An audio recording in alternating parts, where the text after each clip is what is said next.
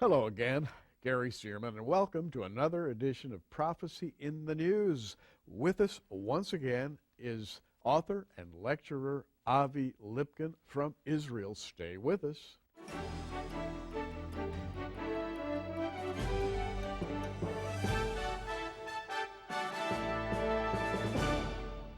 Well, it's always a pleasure for me to have Avi Lipkin in studio.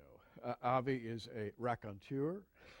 He shares with us his wit, his wisdom, and by the way, a lot of that wisdom has to do with his perspective on what's going on in the Middle East today, and that's what we're going to talk about. Avi, welcome back. Good to be back.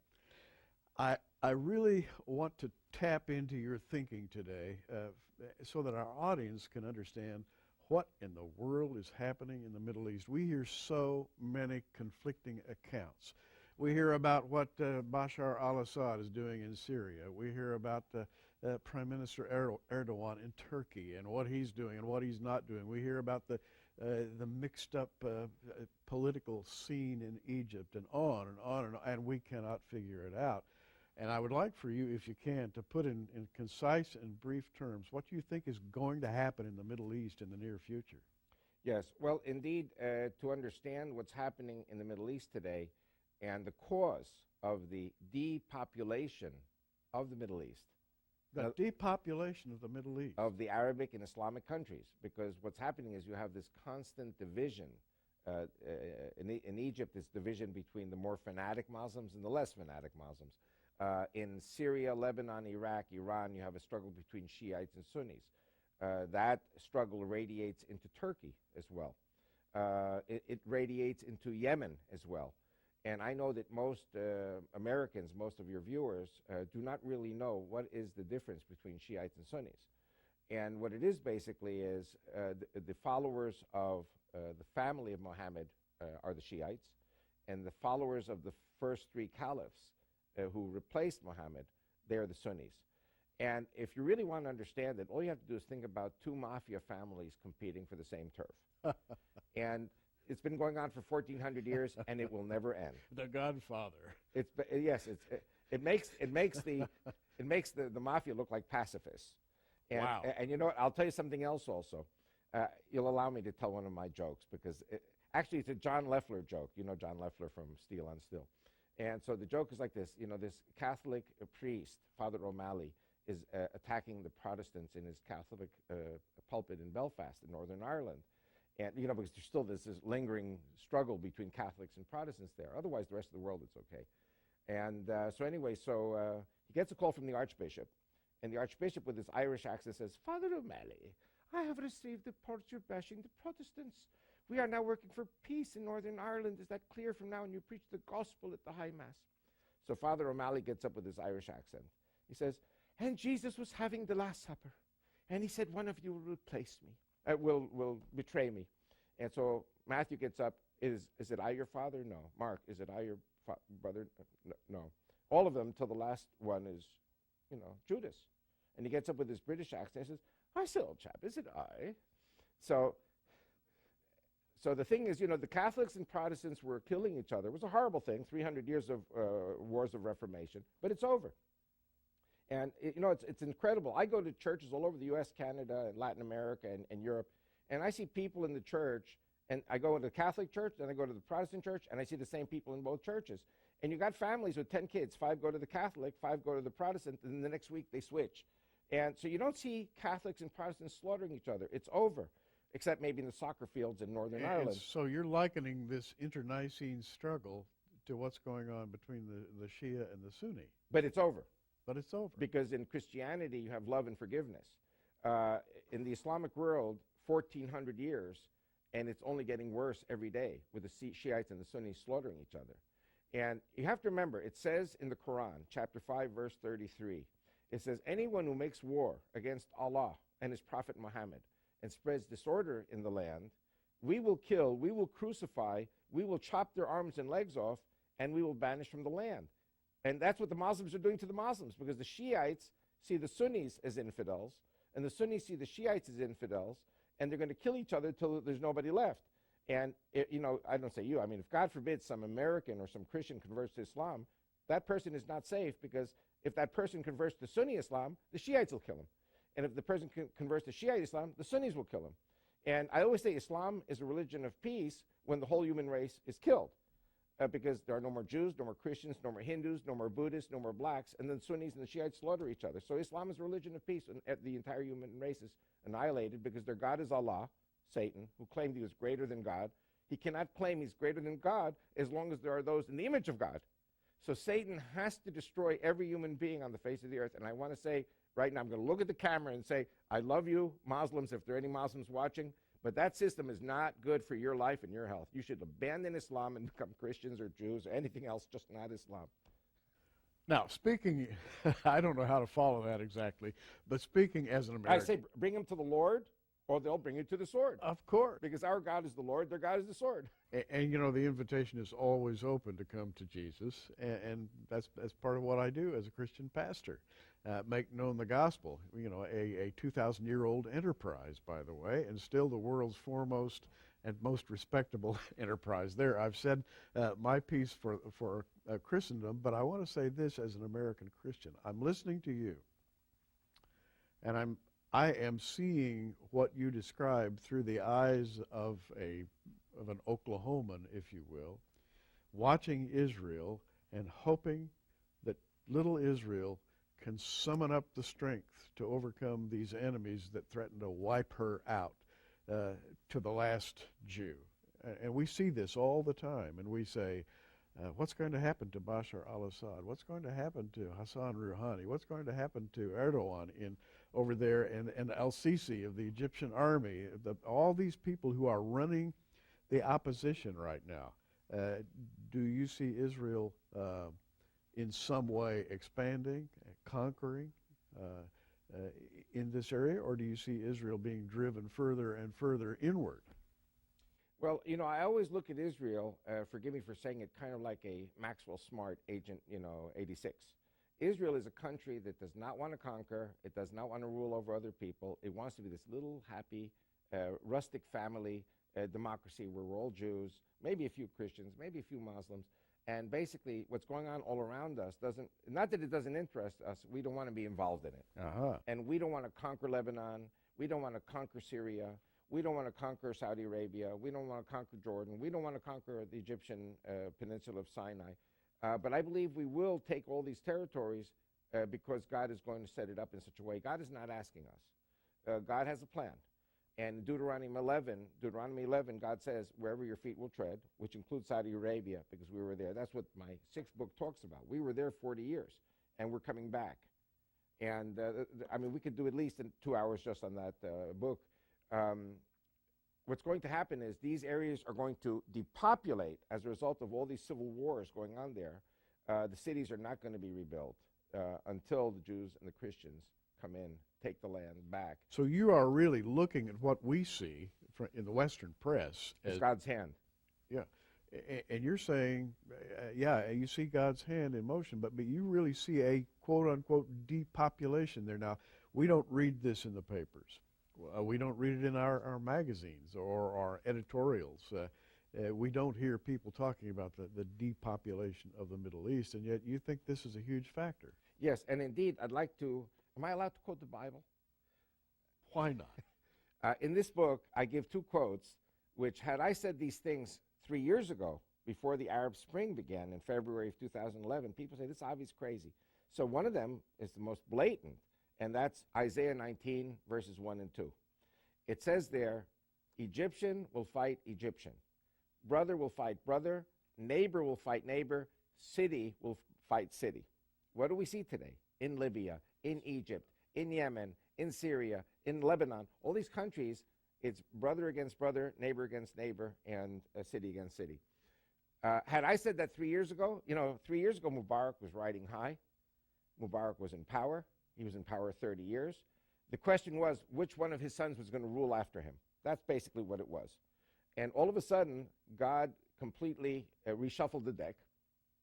Hillary Clinton was complaining all the time about this horrible Israel. Israel built 100 homes in Jerusalem. Oh, this is the end of the world, The fact that they're killing millions of black people in Sudan, 500,000 Muslims are being killed by, whiter-skinned Muslims in Darfur, that they're killing, not only are they killing Christians in Nigeria, But the Boko Haram are killing fellow Muslims who say, no, we should live in peace with these Christians. They're all being slaughtered by the Boko Haram who are more fanatic.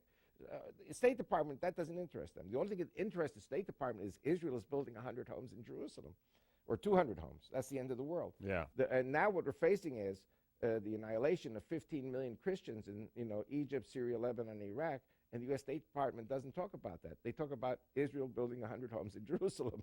Now, in the face of that, let me just say that as an American Christian and one who studies Bible prophecy, I see Israel victorious over an invading enemy in several places, in Isaiah, Jeremiah, Zechariah, chapter 12, where the leaders of Israel rise up like a torch in the woods and just burn the enemy away and become victorious in several military actions. And in Psalm 83, where there's a list of Israel's enemies saying, let us cut them off from being a nation, which, by the way, the PLO, the PA, is essentially involved in today. Yeah. We see those groups of people coming against Israel, Israel rising up militarily and being victorious over the enemy. We don't have to. God's doing it for us. The Arab Spring is causing the Muslims to kill each other, which I'm very sad the Muslims kill each other. But we can see in every country the Muslims are killing each other. The countries are self-destructing, depopulating. All these cities, like Homs and Haleb, where the Bashar al-Assad has basically destroyed the cities, and out of 20 million population, 3 million have fled from Syria. These cities will never be rebuilt. So what we're seeing is, Damascus being destroyed in a day. Well, it's not being destroyed in a day. It's being destroyed over a period of years. But it's being destroyed for God, maybe today. And we see the Shiites and the Sunnis slaughtering each other. So it's not for Israel. It's not Israel's war. It's God's hand. And many times, I go to, I'm sad, I'm a little ashamed to tell you this, but, I spend the Sabbaths, during the week I'm with the Christians, Sabbaths I'm with the rabbis. And once I was at home and some lady, a rabbi's wife, says, oh, things look so dark and so terrible. My wife is always saying things are terrible. I said, no, things are great. And she said, what's going to be? I said, no problem. I said, 2 Chronicles chapter 20. And she said, oh, yeah? What's that? I said, what do you mean, oh, yeah, that's? Bring me a Bible, I'll show it to you. The rabbi didn't have a Tanakh, an Old Testament. He only had the Talmudic books because you only study what the rabbis have spoken about. The rest is irrelevant. Wow. And so I said to her, 2 Chronicles chapter 20 is a Jewish book. It's a Jewish text. I was taught that text by Christians. And it says right there, King Jehoshaphat is king of Jerusalem, and they are besieged by 3 armies, Ammon, Moab, and Seir. 3 armies. They're all cousins, by the way, the forerunners of the Muslims today. And they're all surrounding Jerusalem. And the children of Israel come to King Jehoshaphat. What are we going to do? We can't defeat these 3 armies. He said, go to the high priest, go to the temple, pray there, prostrate, before the Lord. The next morning, they opened up the gates of the city of Jerusalem, went out, and they saw all the 3 armies destroyed each other. In other words, God sowed confusion and destruction between the enemies of Israel. This is what we see today with the Shiites and the Sunnis. They are destroying each other because their purpose is to destroy Israel. And in Zechariah 2, verse 12, which Christians taught me, by the way, that the Jews are the apple of God's eye. And anyone who touches the Jews touches the apple of God's eye. So if the Muslims want to destroy the apple of God's eye, they're the ones who are going to get destroyed. That's God's word. Well, I see that in Egypt for certain. Yeah. That is to say, it's Egyptian against Egyptian today. Yeah. And I believe we see it, for example, between the Saudis and the Iranians today. Yeah. Right. There are groups that are arrayed against each other. And so you're saying, in your thinking, that's the important thing to watch. To watch what God is doing, to be ready if we are attacked. But I think at this stage, we see certain ironic things happening whereby, for example, the Saudis are actually drawing close, maybe for cynical reasons, but they're drawing close to Israel, hoping that Israel will lead the attack against Iran. Because the leadership of Iran really seriously plans to behead the Saudi king and his family. And so the Saudis are actually looking for military, maybe temporary alliance with Israel, let the Israelis lead the attack, because it seems like Obama said in his book that he would never attack a Muslim country, which means he will not attack Iran. If any attack takes place, it'll have to be Israel doing it. And by the way, my wife Rachel has picked up many times broadcasts where the Saudis were saying, Obama has to do what we tell him. He has to destroy the Shiite leadership of Iran, destroy Israel, and destroy Christian America, make it a Muslim country. So what Obama wants to do is let the useful idiots destroy each other, Iran and Israel. Let them destroy each other. America comes out smelling like roses that Obama did not lead the U.S. military, which is getting castrated by Obama, into a war, another war with Iran, another adventure. So let the Israelis attack. Let Iran, Syria, Hezbollah, and Lebanon, and the Palestinians attack Israel all at one time. And Obama comes out smelling roses because he defeats Iran, which makes the Sunnis happy, destroys Israel, which makes everyone happy. What a fascinating point of view you bring, and I hope you, our audience, are appreciating this as much as I am sitting here, because Avi is speaking from an entirely different perspective than we who never visit the Middle East, and we're blithely unaware of these cultural differences that regulate men's behaviors and of the different factions in Islam and so forth, that you actually live and breathe these things. In fact, right here in front of me are 6 of Avi's books. We're going to offer them to you a bit later, which he describes as his life. In writing those 6 books, essentially you've condensed into these books what you're talking about right now. Yes, my books contain military intelligence, current events, private investigation that I've done over the last 25 years, and I've done a lot of private investigation along the Mexican borders, the Canadian borders, European borders. I pick up information you will never get, even from Fox. Of course, my wife is the primary dynamo, the primary motor behind me, because, Rachel and I have been together 45 years, and she's been in her work in the Israeli government 30 years, but she had 20 years of her life at first in Egypt, where she learned about Islam. She learned about how these people think, and she sees things. She can look right through people and know exactly what their intention is. And, I hate to say it, man, but sometimes you really need to listen to your women. Don't you listen to your wife all the time like I do? Certainly you do. Can I tell a quick joke? This is good for the pulpit pastors, if there are any pastors watching. What's the key to happy marriage? When the man makes a mistake, he should be a man about it and apologize. When the woman makes the mistake, he should apologize even more quickly. When I say that in church, I don't see the men smiling at that one. Well, the 2 words that make a marriage work, yes, dear. How much, dear? Cash or credit, dear? I'm well trained, you can see. Now, we could go on and do the rest of the program about marriage counseling, but I'd like to stick to the subject, if you don't mind. Yeah. And the subject is from the Jewish mind, the modern Israeli perspective. You look at enemies. Here we are in Oklahoma. I imagine maybe the Kansans want to wipe out Oklahoma, and the people in Arkansas want to wipe out Oklahoma, and the Texans want to wipe out Oklahoma, and those people in New Mexico want to wipe out Oklahoma, and that's sort of the way I see Israel.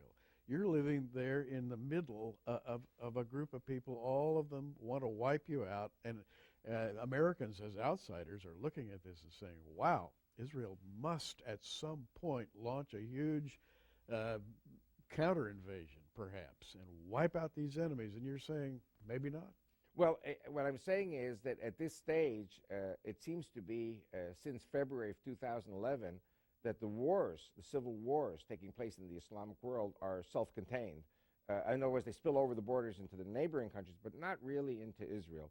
Israel, I used to say, it was like a flower in the desert. Now Israel's like a flower in the middle of a forest fire. And somehow God, protects us and keeps us safe from these things. And so what I think is, like I said before, the killing of the Shiites by the Sunnis and the killing of the Sunnis by the Shiites is something that knows no end. The Catholic Protestant Reformation, wars of Reformation, are over. And Catholics and Protestants may have theological debates, but there's no killing going on. One more joke. You know the difference between Southern Baptists and Northern Baptists? Northern Baptists go to hell. I mean, even the Southern Baptists and Northern Baptists fight it out, but nobody's killing nobody. Democrats and Republicans have elections. When the Democrats fall from power, the Republicans don't slaughter them. When the Republicans fall from power, the Democrats don't slaughter them. That's Judeo-Christian Western civilization. In the Middle East, when you're in power, you fall from power, you're going to get your head chopped off, and all your followers and your family are all going to be killed, and then the new people come in, and, power corrupts. Absolute power corrupts, absolutely. And so you have this absolute killing that goes on of the opposition. And that's, the Shiites, I want to go to a very important question so people will understand. The French and the British came in after World War I, divided up the Ottoman Empire, drew these arbitrary borders. Right. And they did it intentionally so that there would be so many minorities fighting it out with each other that they would be more malleable and more controllable by the colonialist British and French powers. So what has happened is you have, for example, Syria. Well, who's Bashar al-Assad? He represents 10% of the population of Syria, which is Shiite Alawite. The Christians are 10%. The Christians and the Alawites now make 20%, so they're allies. Then you have another group called the Kurds. You have another group called the Druze, D-R-U-Z-E. These people are all together with Bashar al-Assad, and of course, certain power elites of Sunnis that work with Bashar al-Assad. So Bashar al-Assad really has about 50, 60% of the population behind him. Now, what's happening is you have 40 to 50% of the population fanatic Sunnis, because the Sunnis are 80%. The Sunnis themselves are divided against each other. Some people still support Bashar al-Assad. So you have all of this international intervention taking place in which the Hezbollah, who are Shiites, and the Iranians, who are Shiites, are coming in to back Bashar al-Assad. And Turkey and Egypt and the Chechens and all these Al-Qaeda are coming in to back the Sunnis. This is like a giant sinkhole. It's like a giant vortex sucking in the different types of Muslims to kill each other. I mean, I cannot describe this more than it's the hand of God destroying those who equally hate Israel and want to destroy Israel. And if you remember, Turkey wanted to intervene. Turkey was threatening to invade Syria. And all of a sudden, Turkey pulls back, and nobody's asking what happened. And it's very simple what happened. If you remember the riots in Istanbul about a year ago, the Turkish government under Erdogan came out and said, you know, we know there's a foreign government intervening in our affairs. It wasn't Israel he was talking about, it was Iran. Because Turkey today, population of 70 million people, 31% are Shiite Alawites, like Bashar al-Assad. If he goes against Bashar al-Assad, the Iranians are going to stir up the 31% of the population to make trouble for the Turkish Sunni government. Now, 31% Shiites, 25% Kurds. The Kurds also are not happy under the Sunni Turks. So if you can imagine 31% plus 25%, that's 56%, they're the majority. And you may see a Syria developing in Turkey, and Iran will be fostering a civil war. Now, the same applies to Iran. Iran is 50% Shiite, and then 50% minorities. So you've got Azeris and Kurds and Arabs and Baluchis and Zoroastrians and Christians, and you know, these people really do not have representation in Iran today. So I predict we will be seeing eventually either a Persian Spring taking place or an Iranian Spring, backed by the UN, perhaps a special ops on the ground, perhaps some kind of invasion. I don't know exactly how. I think it'll be an internal revolution among the Iranian people backed by Western powers.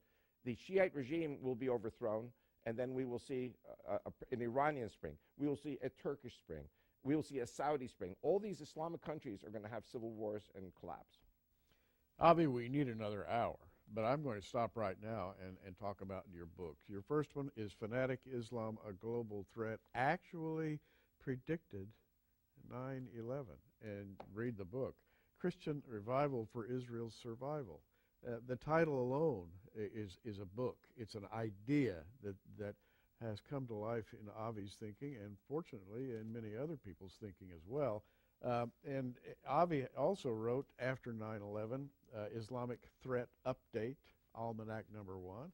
And again, these books are loaded with information. You've just heard him talking, and you know how he speaks and how he thinks. Well, imagine condensing that into a book, and you've got information that you're not going to get anywhere else.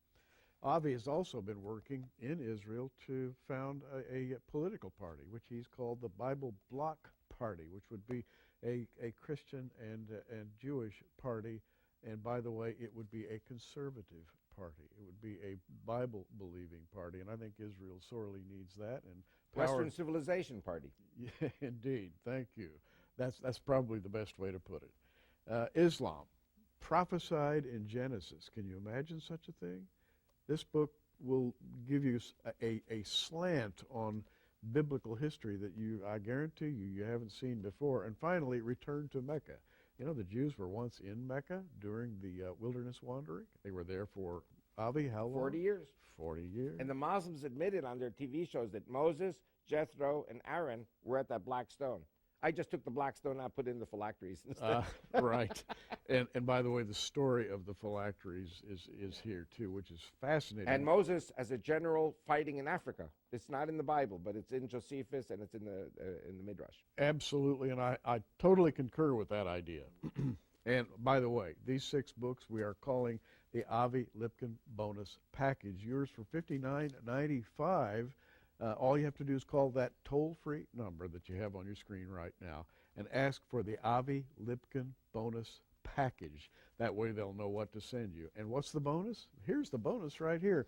A DVD lecture by Avi Lipkin. And Avi, this will clarify a great deal. It's PowerPoint also.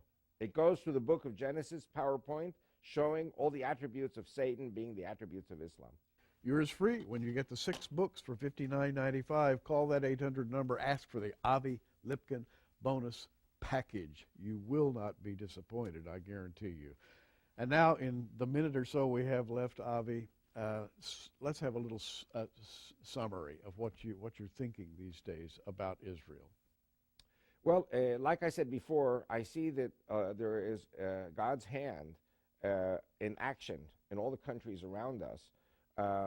Israel is flowering, it is growing, the economy is doing relatively well compared to the rest of the world. I think what we're seeing is the quiet before the storm, in the sense that there will be soon many, many Jews and Christian spouses and children moving to Israel. Our population will grow from 6 million, I believe, to 16 million or maybe even more. The day will come and we will see the fulfillment of prophecy that it says in Zechariah 8:23, the 10 men of all languages will grab a hold of the tzitzit, of the prayer shawl of the Jew, and say, we will go with you to Jerusalem. I'm adding Jerusalem, but that's where we're going with you, because the Lord is with you. Where? In Jerusalem. Of course. Yes, and it says in Isaiah 60 that there will be camel caravans carrying all the produce of the world to Israel, and strangers, foreigners, will carry the Jewish men and women on their shoulders back to the land of Israel. So I see that happening also. I don't know if you heard of Tommy Waller and the Jubilee group that pick grapes as volunteers. Now we have hundreds of Christians going to Israel for 3 months at a time to work as volunteers alongside the Jews, because it's biblical, it's prophetic that strangers will come home, build the walls, strangers will come help us in the harvest. You don't have a pessimistic view at all, do you? I'm very optimistic. All right. You have to be, because God is going to have the victory. Avi, thanks for being with us today on Prophecy in the News. May God bless you and yours. And by the way, blessings to you. Have a great day in the Lord, and remember, keep looking up, everybody. Prophecy in the News is a viewer-supported program made possible by our many friends around the world. Be sure you tune in every day for breaking news and our daily prophetic news updates at prophecyinthenews.com, or follow us on Facebook at facebook.com/prophecyinthenews.